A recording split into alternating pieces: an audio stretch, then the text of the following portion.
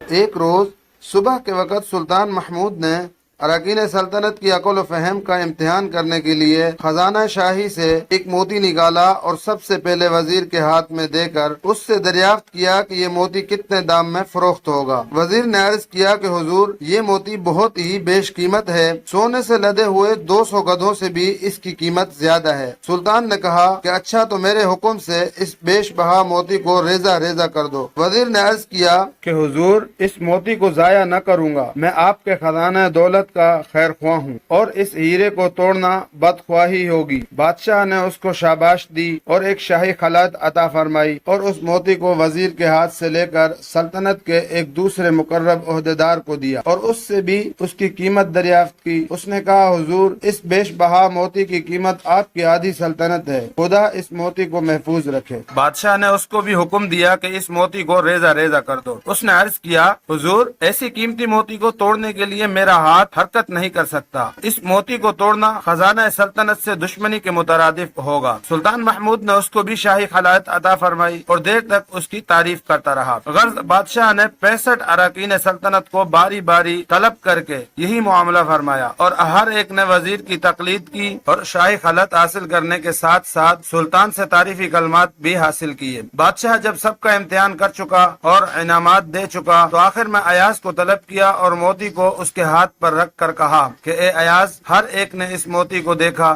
تو بھی اس کی شعاعوں اور چمک کو دیکھ لے اور غور کر کے بتا کہ اس کی کیا قیمت ہوگی۔ ایاز نے عرض کیا کہ حضور، جس قدر قیمت اس موتی کی عرض کروں گا، یہ موتی اس سے بھی کہیں زیادہ گراں اور بیش قیمت ہوگا۔ بادشاہ نے حکم دیا کہ اچھا، تو فوراً اس ہیرے کو توڑ دے اور بالکل ریزہ ریزہ کر دے۔ ایاز سلطان کا مزاج شناس تھا اور سمجھ رہا تھا کہ بادشاہ اس وقت امتحان کر رہا ہے۔ سلطان کا حکم سنتے ہی اس نے گوہر بیش بہا کو چکنا چور کر دیا اور خلعت اور انعامات کے ذرہ بھی طمع نہ کی۔ جیسے ہی ایاز نے وہ پیش بہا موتی توڑا، تمام اراکین سلطنت نے شور برپا کر دیا اور دیوان خاص میں ایک ہنگامہ مچ گیا۔ تمام وزراء سلطنت نے کہا کہ واللہ، یہ شخص بڑا ناشکرا اور نمک حرام ہے جس نے اس پر نور و محترم موتی کو توڑ دیا۔ ایاز نے کہا، اے محترم بزرگوں، بادشاہ کے حکم کی قیمت زیادہ ہے یا اس موتی کی؟ اے لوگوں، تمہاری نظر موتی پر ہے، بادشاہ پر نہیں۔ میں تو اپنی نظروں کو بادشاہ سے نہ ہٹاؤں گا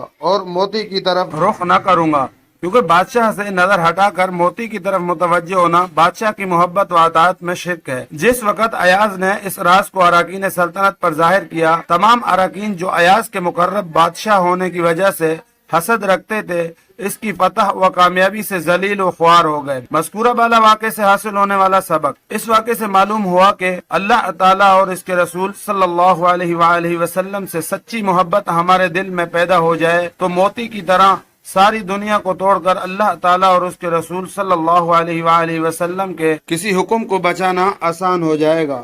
یہی وہ محبت ہے جس کی برکت سے دنیا کی پرکشش مراد اور رونقوں کو شریعت کے احکام کے مقابلے میں خیر باد کر دینا آسان ہو جاتا ہے۔